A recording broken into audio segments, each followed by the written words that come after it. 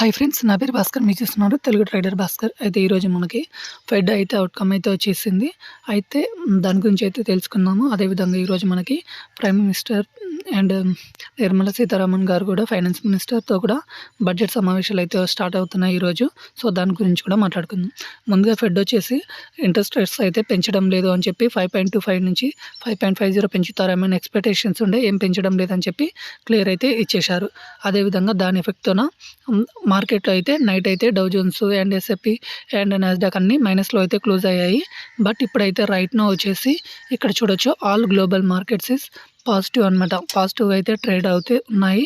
ఇక్కడ చూడండి అయితేనేమో యూఎస్ 30 అయితేనేమో 30 పాయింట్స్ అండ్ 68 పాయింట్స్ అయితే పాజిటివ్‌లో ఉంది. అదేవిధంగా మన గిఫ్ట్ నిఫ్టీ వచ్చేసి మనకి 37 పాయింట్స్ అయితే పాజిటివ్‌లో ఉంది. సో, మన మార్కెట్స్ అయితే పాజిటివ్‌గా అయితే ఓపెన్ కాబోతున్నాయి. ఇప్పుడు మనం ఈరోజైతే యూనియన్ బడ్జెట్ ఉంది కదా! దానికోసం అయితే మాట్లాడుకోవాలి. యూనియన్ బడ్జెట్ వచ్చేసి లెవెల్ ఏఎంకి అయితే స్టార్ట్ అయితే కాబోతుంది.